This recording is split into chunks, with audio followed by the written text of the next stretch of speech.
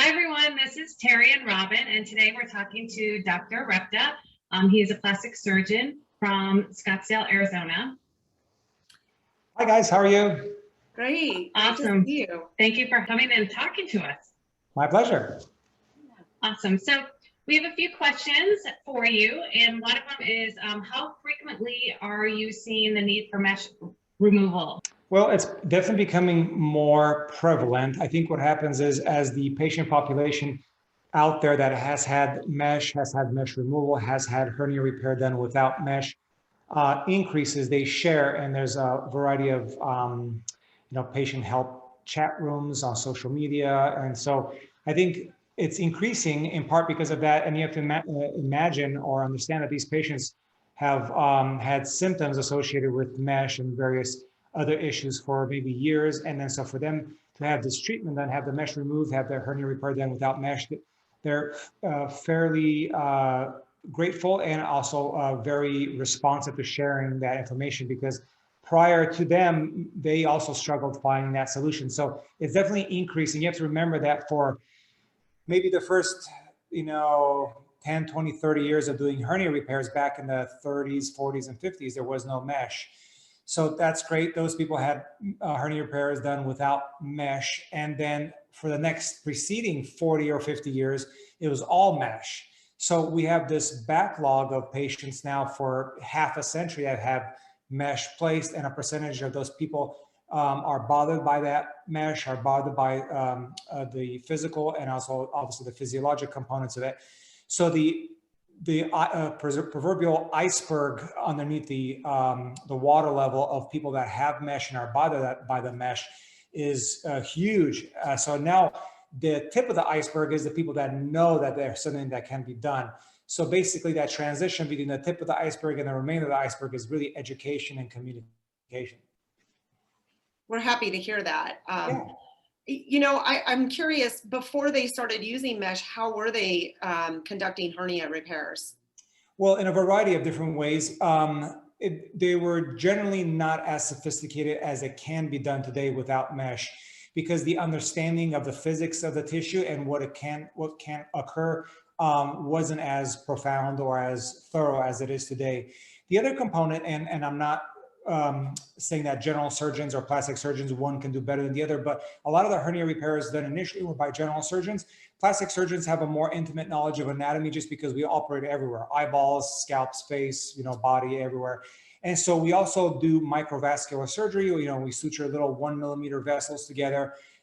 So our level of knowledge of tissue handling and dissection is more in depth. So therefore, the hernia repairs done currently without mesh, at least for the plastic surgeons that do them, are different than they were done earlier on. Earlier on, they were done by using big sutures and basically physically pushing the tissues together. And that requires a lot of tension on the wounds, and that's not ideal. So the hernias that are done now, ideally, without the mesh, are done with very little to no tension. So therefore, the recovery is faster. The recurrence rate of the hernia is much, much less. I've only had one in the last 13 years. So the way that the hernias are done without mesh now as they were done originally is totally different. Okay.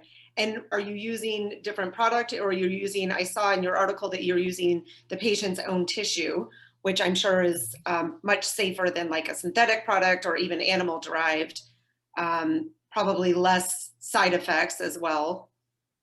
100%. So it's interesting because we're using the patient's own tissues, but we're not somehow taking it from somewhere. What we're doing is we're looking at the hernia and saying, hey, this is either a environmental or a developmental defect in the abdominal wall. That's what a hernia really is.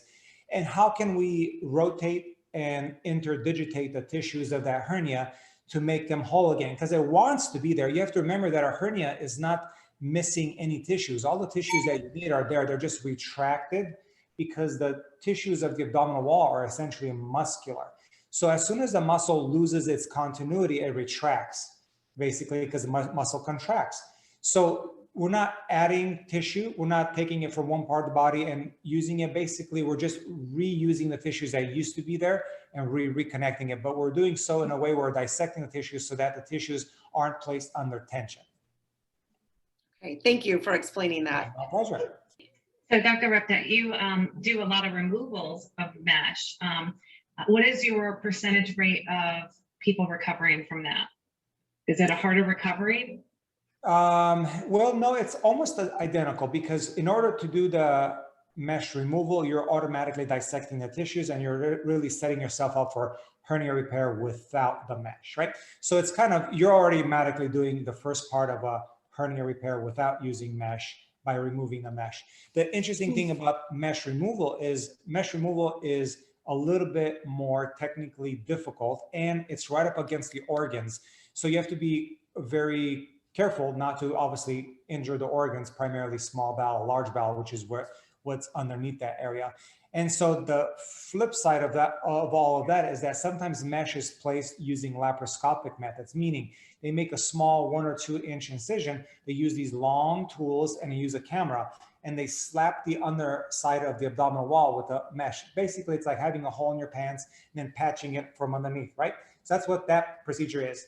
However, there is no incision anywhere. So now what we have to do is we have to make an incision on the outside of the body, a small one, and then dissect through the tissues, because now it's all the way down underneath all the tissues, and dissect the tissues in a way where you're not damaging them so that you can use them to as a mesh-free hernia repair. So that technique took me a little longer to try, implement, and perfect, because it's an unknown. That's not something that's taught during residency. So basically, at that point, when the patient comes in, they have the mesh, they have the pain associated with the mesh, and they want hernia repair done without the mesh. I already know what my goals are. So I have to get the mesh out. That means I have to figure out a way to dissect through the tissues without damaging the tissue, and then do the hernia repair without the mesh. The recovery is almost identical. And I haven't had any complications yet. Now, it's very important to slow down and dissect that mesh, because you want to get it all out.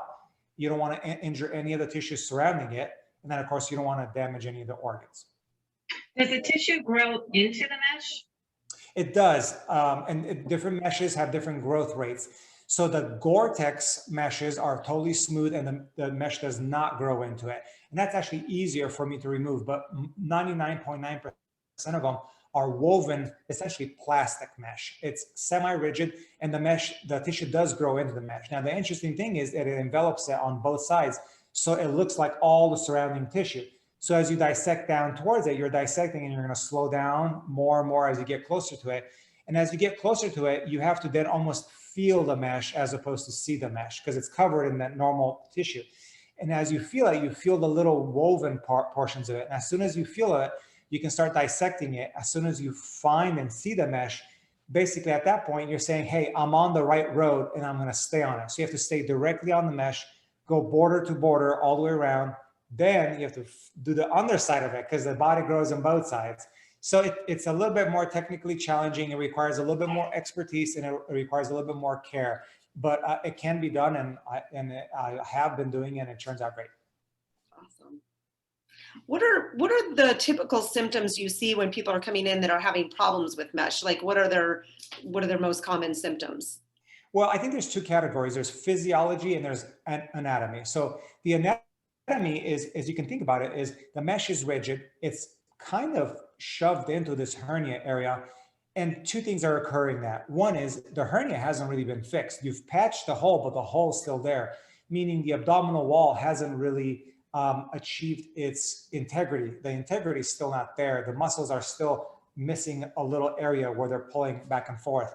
So that's the first part of the anatomic symptoms. So the patients feel this weakness. They feel a little bit of the tinging of pain in that area. They feel like a little bit of absence of rigidity in the area. Now, the second component of the anatomy is that the mesh is rigid and it pushes artificially on the surrounding structures. It also doesn't stretch like surrounding structures.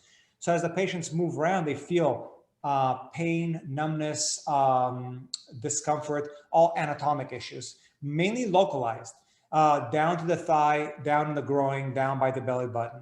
Now, the physiologic ones are a little bit harder to pinpoint. The physiologic ones are fatigue. They tend to be a series of concerns about allergies, bowel issues where they're maybe feeling like they're bloated more or not digesting food more. Those ones are a little bit harder to understand because you can't visualize physiology, but you can visualize anatomy. The good news is that once you take the mesh out, at least so far in my practice, I haven't had anyone whose symptoms haven't resolved. I have had a few patients where a lot of their symptoms have resolved, and then some of those physiologic ones were not associated with the mesh. And that's the conversation that I have. Hey, I know the anatomy ones will get better. The physiology ones hopefully will also get better. But if they don't, at least you've eliminated the mesh as being the source of those physiologic symptoms. Exactly. Are you seeing anything similar to other medical devices with like the autoimmune symptoms, possibly being diagnosed with autoimmune diseases, or even things like thyroid issues, hair loss? I know you said fatigue, but it sounded like it was more of a muscular fatigue in the actual area where the hernia was placed. But are you seeing more systemic symptoms that we as patient advocates have kind of been surprised to realize that it's multiple medical devices and they all have the same symptoms? So we were wondering if, because we know that some of the mesh patients have had those as well. And are you seeing that in your practice too? Yeah, that's the part of the physiologic part. So when I say physiology, it encompasses the autoimmune component. Basically, the autoimmune is the person's own physiology in response to that mesh. So yeah, they come in with, like you said, fatigue, sometimes a feeling of maybe symptoms that are potentially associated with increased inflammation, a variety of different symptoms that they can't put their finger on. So they go to the doctor can't find what's going on. They wonder if the mesh is there. They go to their original surgeon. Most surgeons don't feel comfortable taking the mesh out, and nor do they maybe understand or appreciate the potential for symptoms to be associated with the mesh. So absolutely, that's part of that physiology component. That's the part that you can't see. You can't really visualize it, because anatomy you can visualize. There's a nerve there, there's a mesh there, it's pushing on it. That's understandable to a lot of people. The physiology is the part that's very important to have a conversation with the patient. Say, you know what, at least in my practice, the physiologic autoimmune symptoms have resolved with the mesh removal. But a caveat there, if not all of them resolve, then at least you've eliminated the mesh as a potential source for that. You'll have to continue working with your doctor to potentially evaluate other sources. Right. So what is your suggestion for surgeons who have been putting in mesh, and like you just said, most of them aren't trained in actually removing it? We're noticing that a lot with multiple medical devices, and it definitely seems like it's easier to put them in, maybe not mesh, it seems a little bit more complicated, but a lot of devices are very easy to put in and more difficult to take out, and then the surgeons aren't trained. What do you think is a good solution? How do we collaborate for solutions for that? Because they're using this product, but I think we're starting to feel like if patients are experiencing complications, that same doctor should be able to resolve the issues that they're finding with these devices. So do you have any ideas on how we can kind of advocate for a different path? Absolutely, that's a great question. And so I'm in 100% agreement. Anything that we do as surgeons, we should be able to reverse in terms of implantables. And mesh is actually easy to place. It's hard to remove. A breast implant is actually a little bit more challenging to place because it requires a little bit more work, but it's very easy to remove. So it's important to know how to remove mesh in these type of cases. So back to your original question, how do we create that process of education? Well, education is key. You can educate the residents, that's when they're learning how to put the mesh in. And it involves the manufacturers of the mesh, in terms of educating the residents, because that's how the mesh gets integrated into the residency teaching programs, right? The company says, hey, here's an easier, faster, maybe better solution on how to fix a hernia. And so they create a product. The product is good for the surgeon, and ideally it would be perfect for the patient as well. And that's how it gets its foothold in training, and then it gets trained from one generation to the other. So it requires that change of both the company, but also of the residency program. Unfortunately, I don't think the company is going to be at the forefront of that, because for them, there's some hurdles to go through. So at the residency component, it's ideal to have this topic maybe introduced at conferences for hernia, right? So they talk about using this kind of mesh, using that kind of mesh, different approaches to placing the mesh. They should have a category of, mesh removal, techniques in mesh removal, what to look out for symptoms, all that stuff. And so if that were more prevalent the case, then the few people in the United States that do mesh removal would present themselves at those conferences. Okay. And then who, as patient advocates, who would we contact that run those conferences? Or is it somebody at the FDA that we should talk to encourage, you know, this collaboration between hopefully the manufacturers, but it doesn't seem like that's very likely. So obviously the residency programs, or even CMEs, the continuing education that doctors and physicians do. What's our best avenue to encourage that? Well, to get education changed at the residency level, you would contact the board that certifies that specialty, right? So for example, the plastic surgery board is the American Board of Plastic Surgery.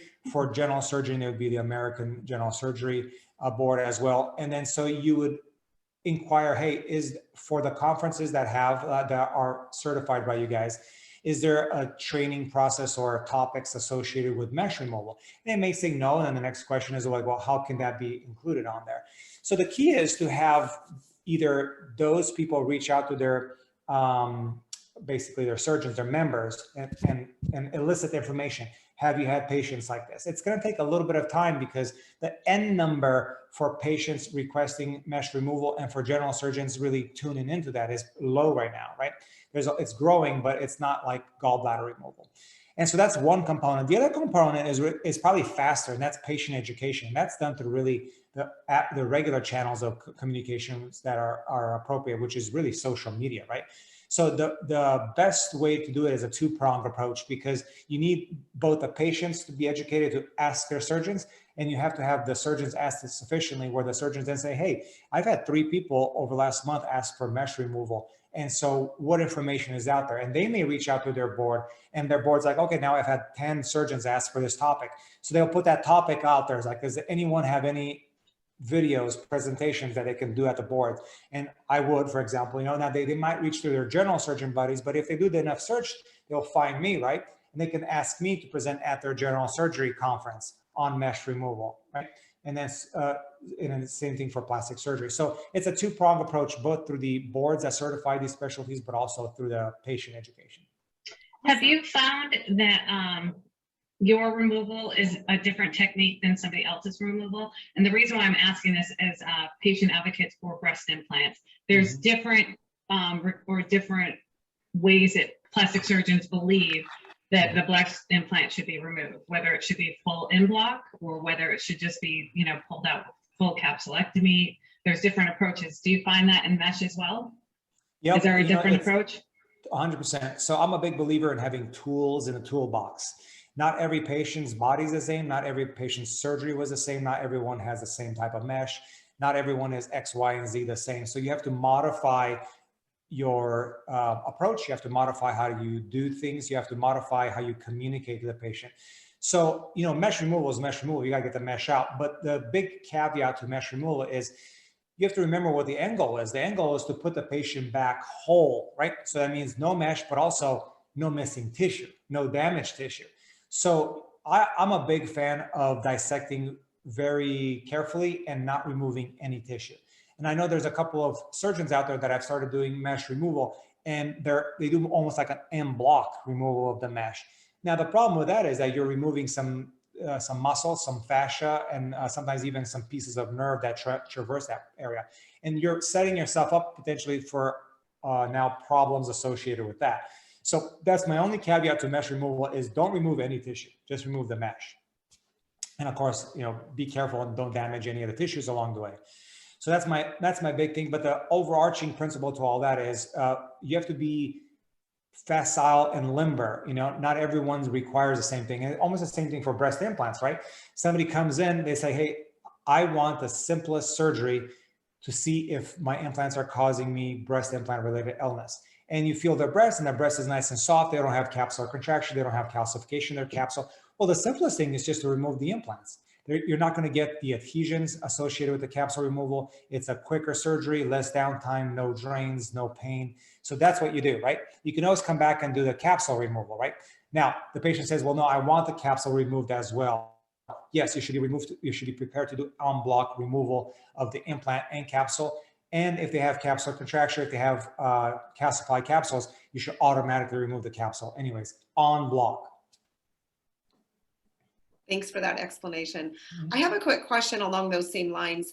Just knowing what you've seen in your practice with the hernia mesh and other parts of the bodies, and knowing that the mesh products are not approved yet by the FDA for breast surgery, what are your thoughts on continuing to use this product in breast surgeries, knowing what you see that's coming out of patients in other areas of the body?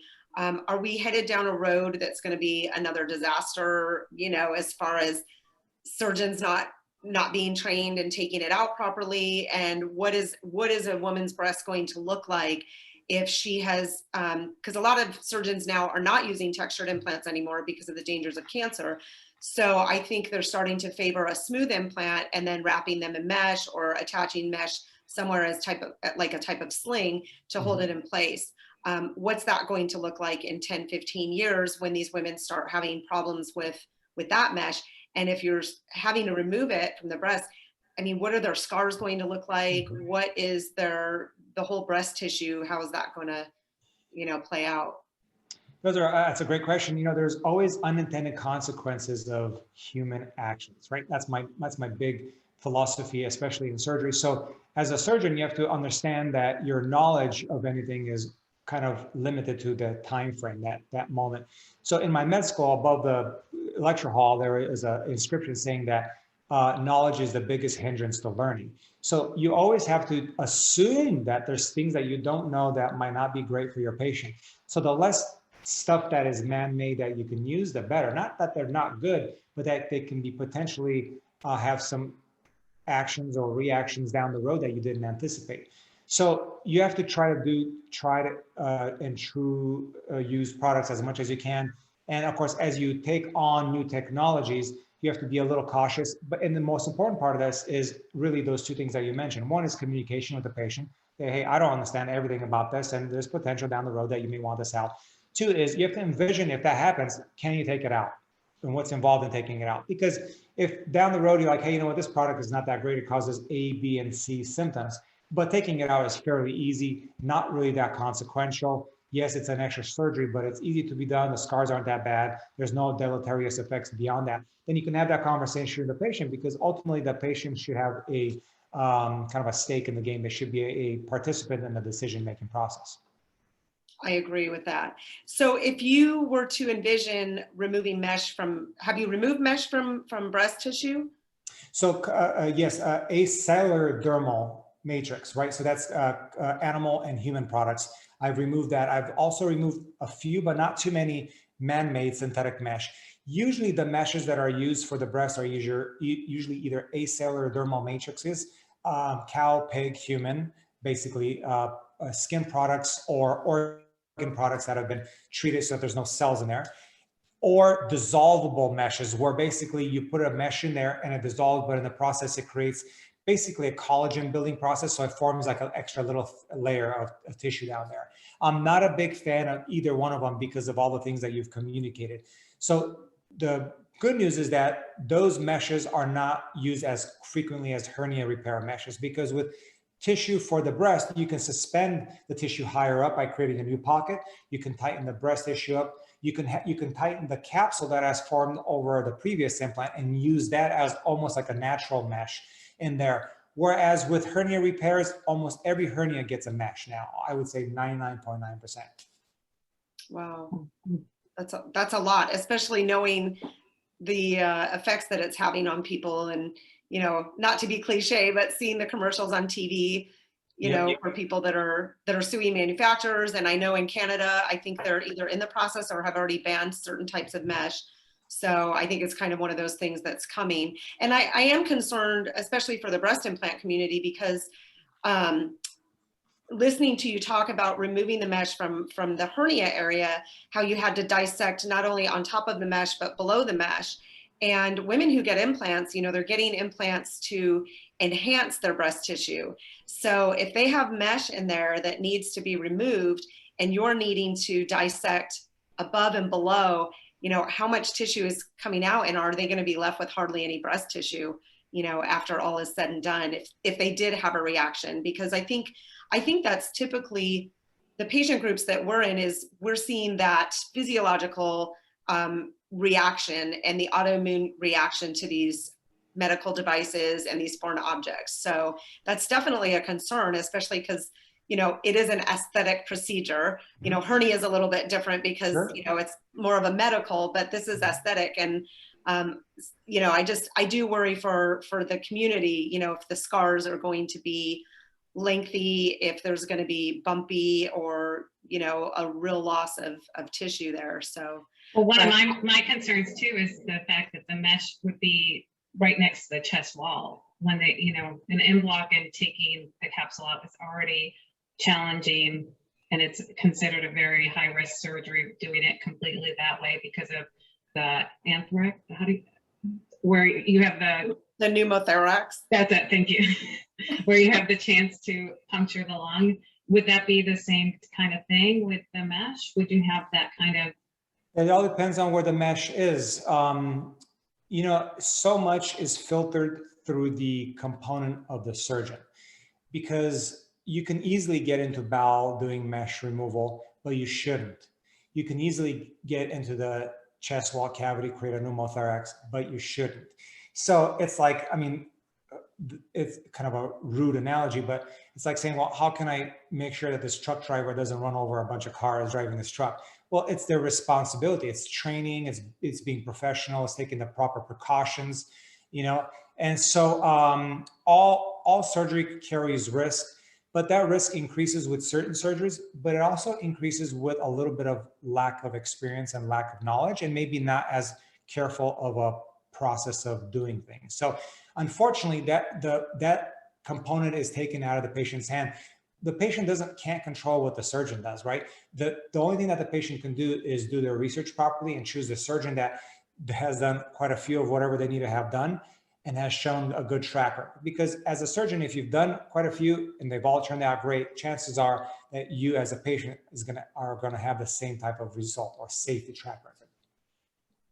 Well, I know one of the reasons why Robyn reached out to you was because of your social media and LinkedIn. You had written a post about informed consent, and that was one of the things that we're working on. We're, you know, for legislation because of plastic surgeons, you know, with informed consent. And we're happy to see that you actually have that implemented. And I can tell just by talking to you that everything that you say is you have the conversation with the patient. It's very patient driven. We can, you know, so I commend you for that. Thank you.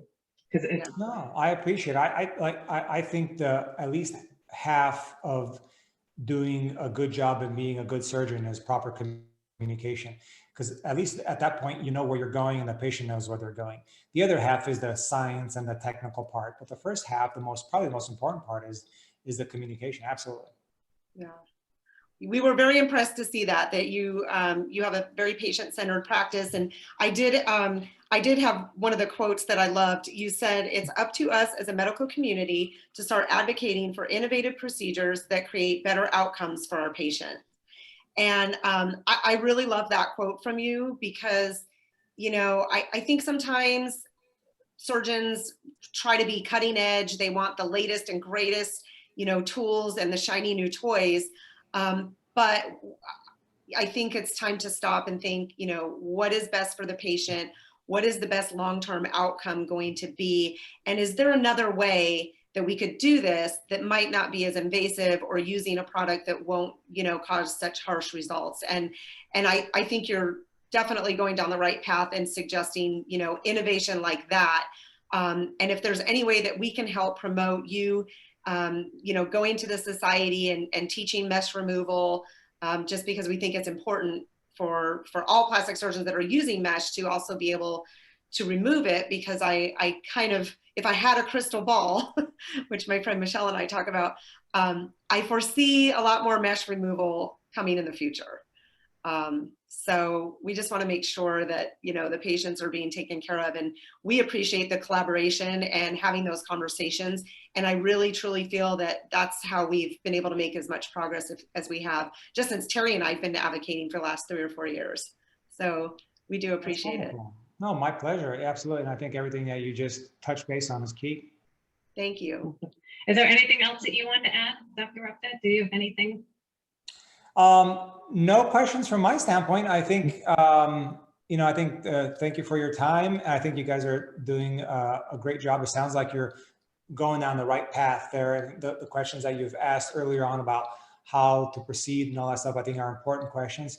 And the interesting thing is those questions will change, because how you answer that question now might be different than how you answer that question a year from now, because everything changes so quickly now, just in terms of communication and modalities and so on and so forth. So I think that the tip of the iceberg analogy is accurate. And if everyone knew what we just communicated, I think more of that iceberg would be above the level of the water, because people will be like, oh, I've been, feeling the same symptoms for 10 years. I didn't know there was anything that could be done, And then, so I think that would stimulate patients to ask questions. And then if the surgeons on the flip side knew how to do all the things that we talked about, then they'd be like, absolutely, that sounds like all the things that we've talked about. We can fix that. Here's some of the risks. Here's some of the ways we can do that. So there will be a better marriage there. So no specific questions other than that. I think you guys are both spot on. I think as we go forward, we'll see an increase in some of these changes. And maybe, I'm hoping that we take a sidestep away from synthetic implantables, but the only constant is change. So we'll see what the future brings. I'm sure the mesh will go out and something else will come in, and then we'll learn from that. Right. Well, thank you so much for your time today. We appreciate you joining us, and thank you for all of the knowledge that we'll walk away with. And we'll let you know if we have any questions later, and we'll keep in touch. Yeah, anytime. Thanks, guys. Thank you so much. Appreciate it. Have a good night. You too.